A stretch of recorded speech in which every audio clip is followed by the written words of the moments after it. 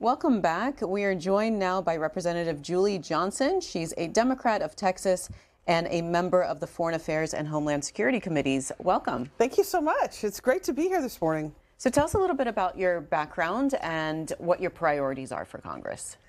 Well, I come from the state legislature. So I served 3 terms in the Texas House on judiciary, insurance, and appropriations, focusing a lot on health care policy.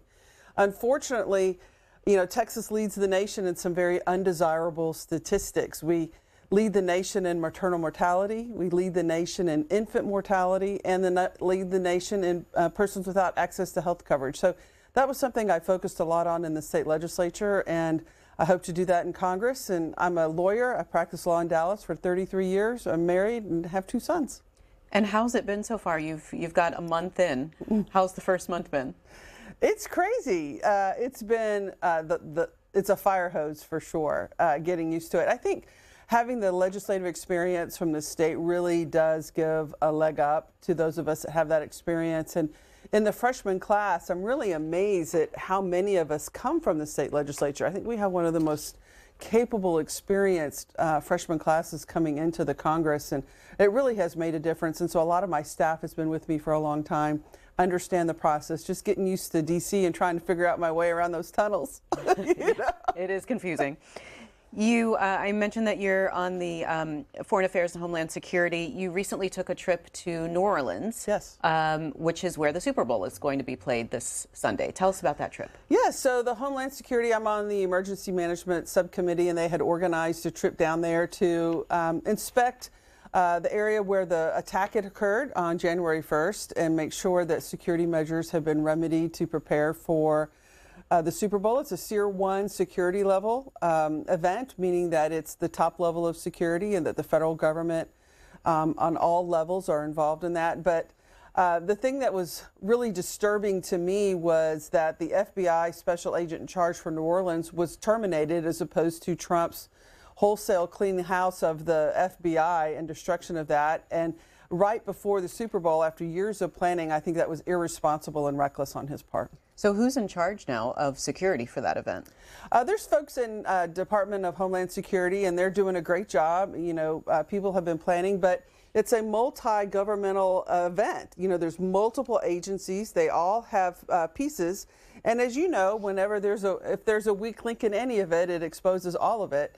I was just really disgusted at the complete dismantling of the FBI, the agency that's responsible for homeland terrorism investigation and many other things, and that they would remove somebody who was so critical to that mission to keep the people safe in New Orleans. I just think that was irresponsible on part of the Trump administration.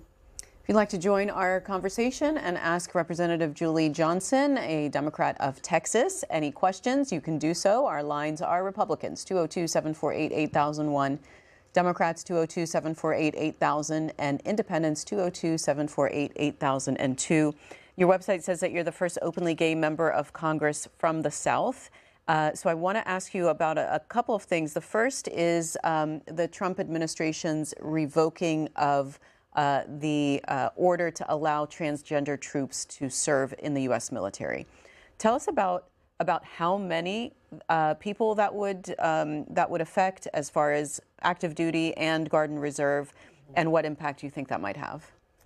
Well, it's my understanding that it affects about 10,000 servicemen and women. And again, we have people who are willing to put their life on the line for this country, who are willing to put themselves in harm's way to defend the values of equality for all, for everyone.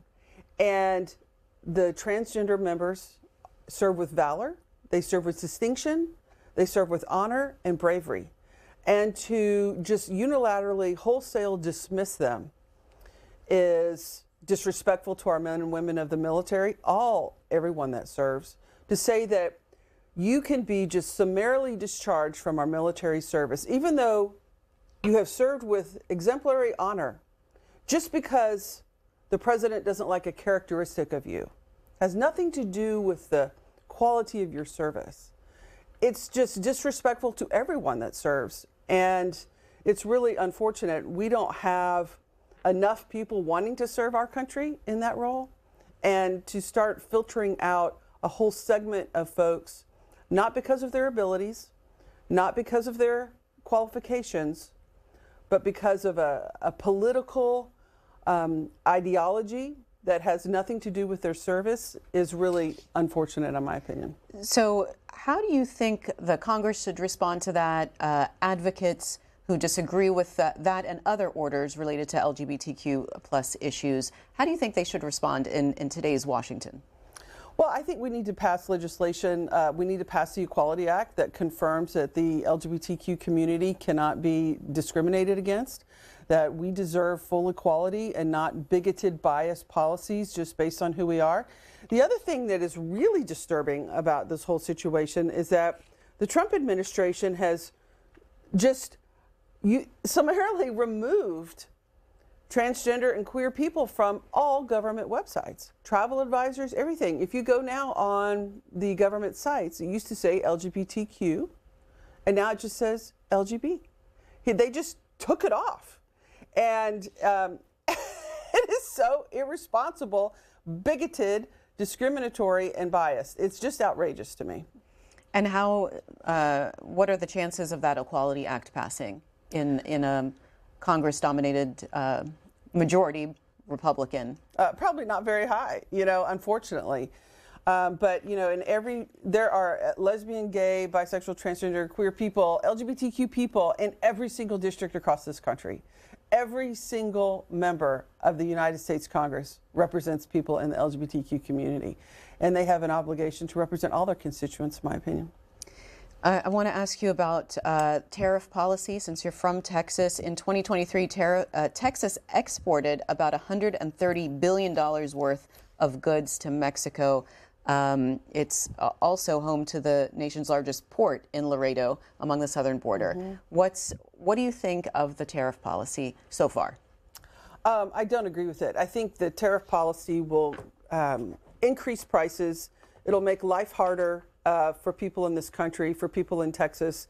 It'll make groceries expensive. We import vast amounts of our produce from Mexico. Texas is the 9th largest economy in the entire world, more than many other countries, just the state of Texas. And Mexico is our largest trading partner. And so these tariffs will wreak havoc on our markets. It'll increase prices on a variety of issues and of areas where people just can't afford it. They couldn't afford it before, and they're certainly not going to be able to afford it now. And so for a party who supposedly campaigned on lowering prices, his policies are going to do everything but. I thought it was interesting that after he announced his tariffs, the stock market plunged and was on a deep dive, and it was the stock market that forced that correction. And the Mexico tariffs have been paused for 30 days. Do you think that this is a good negotiating tactic for Trump? To pause the tariffs? I think Trump... Well, to say that we're going to put tariffs, get concessions, pause them, maybe get more concessions. Well, he hasn't gotten any new concessions that the Biden administration didn't already have. He's not getting concessions. What happened is he responded to an uproar of a stock market crash because his financial policies were going to be destructive to our economy. And recognizing that this tariff policy and trying to bully Mexico is just not responsible governance.